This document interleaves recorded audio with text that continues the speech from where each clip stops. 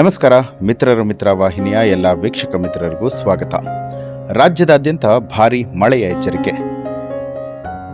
ಐಎಂಡಿಯಿಂದ orange alert ಘೋಷಣೆ. ಹೌದು, ರಾಜ್ಯದ ಜನತೆಗೆ ಬಿಸಿಲಿನ ತಾಪದಿಂದ ಕೊನೆಗೂ ಕೂಡ ಮುಕ್ತಿ ಸಿಗುವಂತಹ ಕಾಲ ಹತ್ತಿರದಲ್ಲಿದೆ. ಭಾರತೀಯ ಹವಾಮಾನ ಇಲಾಖೆ ಶುಕ್ರವಾರ ಬಿಡುಗಡೆ ಮಾಡಿರುವ ಕರ್ನಾಟಕ ಹವಾಮಾನ ವರದಿಯ ಪ್ರಕಾರವಾಗಿ ರಾಜ್ಯದಾದ್ಯಂತ ಭಾರೀ ಮಳೆಯಾಗುವಂಥ ಮುನ್ಸೂಚನೆ ಇದ್ದು, ಹವಾಮಾನ ಇಲಾಖೆಯು ಆರೆಂಜ್ ಅಲರ್ಟ್ ಅನ್ನು ಘೋಷಣೆ ಮಾಡಿದೆ.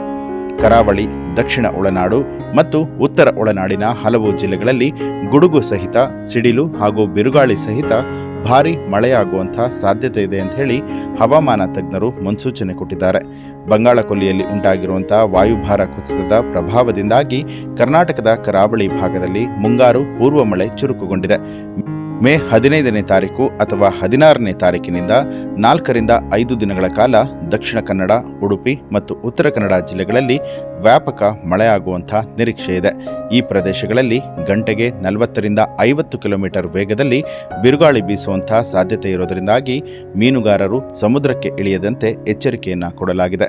ನೈಋತ್ಯ ಮುಂಗಾರು ಮಾರುತಗಳು ಹಿಂದೂ ಮಹಾಸಾಗರ ಮತ್ತು ಅರಬ್ಬಿ ಸಮುದ್ರದ ಮೇಲೆ ಬಲಗೊಳ್ತಾ ಇರೋದರಿಂದಾಗಿ ಈ ಬಾರಿ ಮುಂಗಾರು ಬೇಗನೆ ಪ್ರವೇಶ ಮಾಡುವಂಥ ಸಾಧ್ಯತೆಗಳು ಹೆಚ್ಚಿದೆ ಅಂತಲೂ ಕೂಡ ಐಎಂಡಿ ತಿಳಿಸಿದೆ. ಕಳೆದ ಒಂದು ವಾರದಿಂದ ವಿಪರೀತ ಒಣಹವೆ ಮತ್ತು ಬಿಸಿಲಿನಿಂದಾಗಿ ಕಂಗೆಟ್ಟಿದ್ದ ಸಿಲಿಕಾನ್ ಸಿಟಿ ಬೆಂಗಳೂರಿನ ಜನತೆಗೆ ಈಗ ಈ ಒಂದು ಹವಾಮಾನ ಬದಲಾವಣೆ ಭಾರಿ ನೆಮ್ಮದಿಯನ್ನು ತಂದಿದೆ.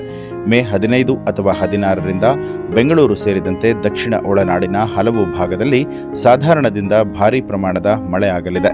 ಬೆಂಗಳೂರು ನಗರ, ಬೆಂಗಳೂರು ಗ್ರಾಮಾಂತರ, ಮಂಡ್ಯ, ಮೈಸೂರು, ಚಾಮರಾಜನಗರ ಹಾಗೂ ಹಾಸನ ಜಿಲ್ಲೆಗಳಲ್ಲಿ ಗುಡುಗು ಸಹಿತ ಭಾರೀ ಮಳೆಯಾಗುವಂಥ ಎಚ್ಚರಿಕೆ ಕೊಡಲಾಗಿದೆ. ಕೇವಲ ಕರಾವಳಿ ಹಾಗೂ ದಕ್ಷಿಣ ಒಳನಾಡು ಮಾತ್ರವಲ್ಲದೆ ಉತ್ತರ ಒಳನಾಡಿನಲ್ಲೂ ಕೂಡ ವರುಣನ ಆರ್ಭಟ ಜೋರಾಗಿ ಇರಲಿದೆ.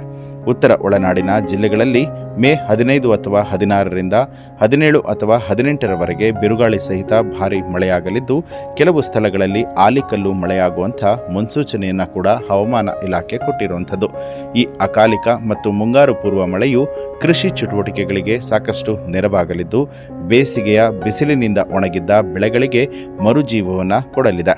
ಮಲೆನಾಡು ಭಾಗಗಳಾದ ಚಿಕ್ಕಮಗಳೂರು, ಶಿವಮೊಗ್ಗ ಮತ್ತು ಕೊಡಗು ಜಿಲ್ಲೆಗಳಲ್ಲೂ ಕೂಡ ಹೈ ಅಲರ್ಟ್ ಅನ್ನು ಘೋಷಣೆ ಮಾಡಲಾಗಿದ್ದು, ಗುಡ್ಡಗಾಡು ಪ್ರದೇಶದಲ್ಲಿ ಜಲಪಾತಗಳು ಮತ್ತು ನದಿಗಳಲ್ಲಿ ನೀರಿನ ಹರಿವು ಏಕಾಏಕಿ ಹೆಚ್ಚಾಗುವಂಥ ನಿರೀಕ್ಷೆ ಇದೆ.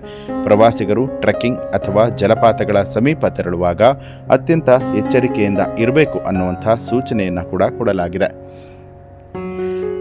ಈ ಒಂದು ಮಾಹಿತಿಗೆ ಸಂಬಂಧಪಟ್ಟ ಹಾಗೆ ನಿಮ್ಮ ಅನಿಸಿಕೆ ಅಭಿಪ್ರಾಯಗಳನ್ನು ಕಮೆಂಟ್ ಮಾಡಿ ತಿಳಿಸಿ. ಹಾಗೆ ಇಂತಹ ಹಲವು ಮಾಹಿತಿಗಳಿಗಾಗಿ ಈಗಲೇ ಮಿತ್ರ ಚಾನೆಲ್ ಅನ್ನು ಸಬ್ಸ್ಕ್ರೈಬ್ ಮಾಡಿ ಬೆಲ್ ಐಕಾನ್ ಒತ್ತಿ.